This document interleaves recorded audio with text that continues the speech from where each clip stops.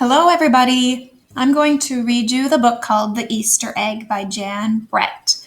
We did this today in our Zoom call, so those that missed out or if there was any connection problems, you can hear the book here. Here we go. Cheer up, cheer up. Spring is here. Time to start on my first ever Easter egg, Hoppy said. Each year, the bunny who decorated the winning egg got to help the Easter rabbit hide the eggs on Easter morning. Hoppy had been dreaming about being that bunny all year long. Now it was time to get started.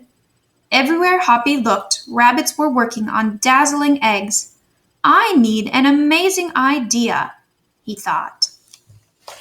Hoppy spotted Flora Bunny planting spring wildflowers in her eggs. The Easter rabbit will love these colorful flowers, he thought, and started picking flowers for his egg. Here's a basket for your flowers, Hoppy, Flora said. Chop, chop, scrape, scrape. Hoppy spied Buster Birch carving a magnificent wooden egg.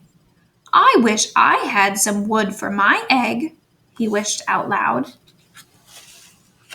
Here you go, Hoppy, Buster Birch said, and he put a smooth, round piece of wood in Hoppy's basket. Thank you, Buster, Hoppy said. Hoppy was hopping along when the smell of sweetness led him out of the woods and straight to the chocolate egg that Aunt Sassafras was decorating with cream frosting squiggles and bows. Hello, Hoppy, she said, and she put some chocolate squares in his basket. Hippity-hop, Hoppy exclaimed. I'll make the Easter rabbit a chocolate egg so sweet it will make his whiskers tingle. Then Hoppy saw Granny Irene decorating one of her fabulous story eggs. First, she traced a design on the egg with a special tool. Then she dipped the egg in pots of yellow, green, orange, and red dye, adding to the design each time. Hoppy couldn't believe his eyes. I'll never make an egg that beautiful, he told Granny Irene. She smiled. Try, she said, giving him one of her special tools. Hoppy was hopping by Hans Vanderbitt's garden when he spotted an extraordinary egg.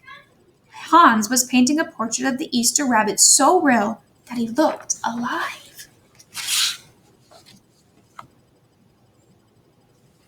Fantastic, Hoppy exclaimed. Thank you, Hoppy, Hans said. Why don't you make a painting on your egg? He gave Hoppy pots of paint and a fine brush. As Hoppy bounced along, a loud boing nearly knocked him off his feet. It was a whirling, twirling mechanical egg. Whoa, Hoppy said. That's an unusual egg. Would you like to make one? Roberto asked. Hoppy tried hard, but the harder he tried, the more parts and pieces piled up around him. Thank you, Roberto, he sighed, but I think I better make the egg that is right for me. Hoppy hopped back to the woods and lay down under a tall tree to think. Making a beautiful egg is harder than I imagined, he thought. I guess I don't have to win. I just want to make an egg I am proud of. Suddenly, the woods rang with the squawkings of birds, sounding an alarm. Mother Robin swooped down, calling wildly, as if she couldn't decide where to go. An egg had tumbled out of Mother Robin's nest. Inside the perfect blue egg was a baby robin that needed its mother to keep it warm until it hatched. Hoppy knew what he had to do. He sat down carefully and covered the blue egg with soft, warm fur. I'll take care of you the best I can, he whispered. Relieved, Mother Robin chirped and settled down on her other two eggs. Hoppy never left the robin's egg. If it was sunny and warm, he carefully turned the egg in its nest of moss. If it was rainy and cold, he kept the egg covered and dry. At night, wild animals passed by. Hoppy crouched down and stayed hidden in the ferns.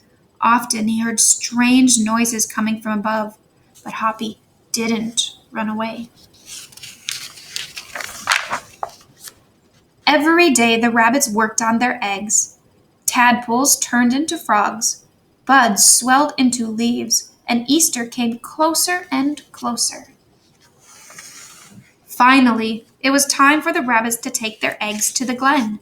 They had forgotten all about Hoppy, who was quietly sitting on the blue egg under the tall tree in the woods.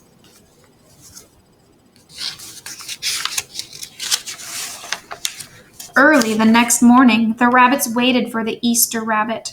Suddenly, a beautiful wagon rolled toward them out of the mist and stopped.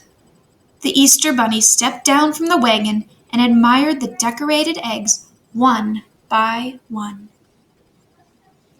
"You have brought me the most beautiful eggs in the world, but a very special one is not here," he told them. The rabbits were puzzled. Whose egg could it be? Whose egg do you think it is?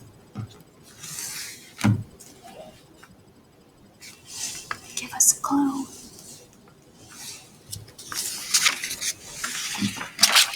"Fill my wagon with your wonderful eggs," he said. "When I return, I will show it to you." And he disappeared into the woods. He came back with Hoppy looking scruffy and bedraggled. "Hoppy has an amazing egg to be proud of," the Easter rabbit told them.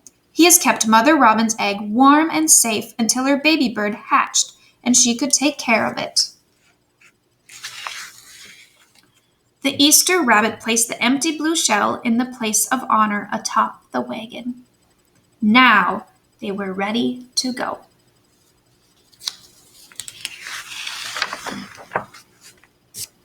The rabbits cheered for the egg that had surprised them all. "It's our best Easter ever, Hoppy," they shouted. Then the brave little bunny and the Easter rabbit rode off together to hide the eggs for girls and boys to find on Easter morning.